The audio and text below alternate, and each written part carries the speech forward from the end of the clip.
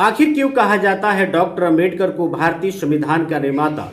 जय भीम, जय भारत, जय भारतीय संविधान। साथियों, आज की इस वीडियो में हम जानने वाले हैं कि जिस संविधान सभा में 299 सदस्य थे, जिन 299 सदस्यों को कुल 22 समितियों में बांटा गया था, इसके बावजूद भी आखिर जो है डॉक्टर अंबेडकर को क्यों कहा जाता है भारतीय संविधान का प्रधान वास्तुकार।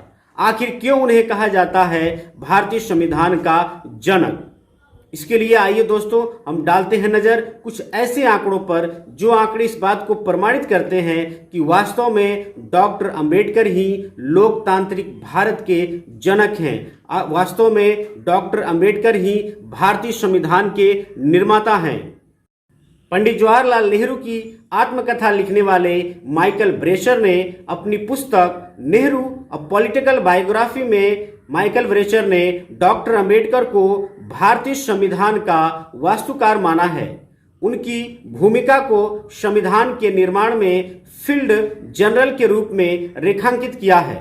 डॉक्टर अंबेडकर भारतीय संविधान के प्रारूप समिति के अध्यक्ष थे, जिसकी जिम्मेदारी संविधान का लिखित प्रारूप प्रस्तुत करना था। इस कमेटी के कुल 7 सदस्य थे। भारतीय संविधान को अंतिम रूप देने में डॉक्टर अंबेडकर की भूमिका को रेखांकित करते हुए संविधान के प्रारूप समिति के एक सदस्य टी कृष्णम आचार्य ने नवंबर 1948 में संविधान सभा के सामने कुछ बातें कही थी, जिसको आप संविधान सभा के बहस खंड 7 पृष्ठ 231 पर देख सकते हैं। उन्होंने कहा था कि संभवतः सदन इस बात से अवगत है कि आपने ड्राफ्टिंग कमेटी में जिन 7 सदस्यों को नामांकित किया है, उनमें से एक सदस्य ने इस्तीफा दे दिया है और उनकी जगह एक अन्य सदस्य आ चुके हैं। एक सदस्य की इसी बीच मृत्यु हो चुकी है, उनकी जगह कोई नई सदस्य नहीं आए हैं। एक सदस्य अमेरिका में थे और उनका स्थान भरा नहीं गया है। एक अन्य सदस्य सरकारी मामलों में उलझे हुए थे और वह अपनी जिम्मेदारी का निर्वाह नहीं कर रहे थे। 1-2 व्यक्ति दिल्ली में बहुत दूर थे और संभवतः अपने खराब स्वास्थ्य की वजह से कमेटी की कार्रवाइयों में हिस्सा नहीं ले पाए। कुल मिलाकर यही हुआ है कि संविधान को लिखने का भार डॉक्टर अंबेडकर के ऊपर आ पड़ा है। मुझे इस बात पर कोई संदेह नहीं है कि हम सबको उनका आभारी होना चाहिए कि उन्होंने इस जिम्मेदारी को इतने सराहनीय ढंग से अंजाम दिया है। डॉक्टर अंबेडकर की जीवनी लिखने वाले क्रिस्टोफ जाफरलो अपनी पुस्तक में लिखते हैं कि हमें ड्राफ्टिंग कमेटी की भूमिका का एक बार फिर से आकलन करना चाहिए। यह कमेटी सिर्फ संविधान के प्रारंभिक पाठों को लिखने के लिए जिम्मेदार नहीं थी, बल्कि उसको यह जिम्मेदारी सौंपी गई थी कि वह विभिन्न समितियों द्वारा भेजे गए अनुच्छेदों के आधार पर संविधान का एक लिखित पाठ तैयार करे, जिसे बाद में संविधान सभा के सामने पेश किया जाए। सभा के सामने कई मसौदे पढ़े गए और हर बार ड्राफ्टिंग कमेटी के सदस्यों ने चर्चा का संचालन और नेतृत्व किया था। अधिकांश बार यह जिम्मेदारी डॉक्टर अंबेडकर ने ही ली थी। प्रमुख समाजशास्त्री प्रोफेसर गेल आम्बेट लिखती हैं कि संविधान का प्रारूप तैयार करते समय अनेक विवादित मुद्दों पर अक्सर गर्मागर्म बहस होती थी। इन सभी मामलों के संबंध में डॉक्टर अंबेडकर ने चर्चा को दिशा देने का काम किया, अपने विचार व्यक्त किए और मामलों पर सर्वसम्मति लाने का प्रयास किया।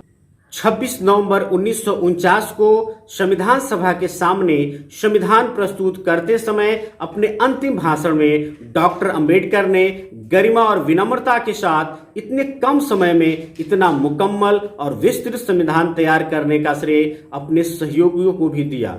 लेकिन पूरी संविधान सभा इस बात को जानती थी कि ये एक महान लीडर का अपने सहयोगियों के प्रति विनम्र आभार है।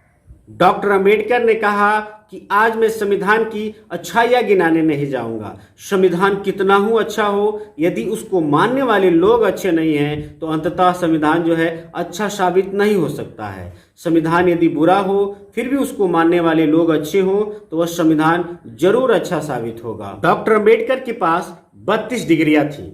वे समाजशास्त्र, अर्थशास्त्र, राजनीति शास्त्र, धर्मशास्त्र और कानून के विद्वान थे। विश्व के 6 विद्वानों में डॉक्टर अंबेडकर का भी नाम आता है। डॉक्टर अंबेडकर भारत में प्रथम विद्वान थे। डॉक्टर अंबेडकर प्रारूप समिति के सदस्य होने के साथ साथ अन्य जो 21 समितियां थी उनमें से अधिकांश समितियों के भी वे सदस्य थे। डॉक्टर अंबेडकर ने 2 वर्ष 11 माह और 18 दिन में एक ऐसा संविधान बनाकर इस देश को दिया जो जाति, लिंग, भाषा, क्षेत्र और धर्म के आधार पर किसी के साथ कोई भेदभाव नहीं करता है। एक ऐसा संविधान दिया जो हर किसी को समानता, स्वतंत्रता और बंधुता का पाठ पढ़ाता है। एक ऐसा संविधान दिया जो सामाजिक न्याय की गारंटी देता है। 26 नवंबर 1949 को डॉक्टर अंबेडकर ने संविधान सभा के सामने चूंकि भारतीय संविधान को प्रस्तुत किया, इसीलिए प्रत्येक वर्ष 26 नवंबर को संविधान दिवस के रूप में मनाया जाता है। साथ ही 26 जनवरी 1950 को संविधान को लागू किया गया, इसीलिए प्रत्येक वर्ष 26 जनवरी को गणतंत्र दिवस के रूप में मनाया जाता है। तो साथियों, आप समझ ही गए होंगे कि डॉक्टर अंबेडकर को क्यों भारतीय संविधान का जनक कहा जाता है।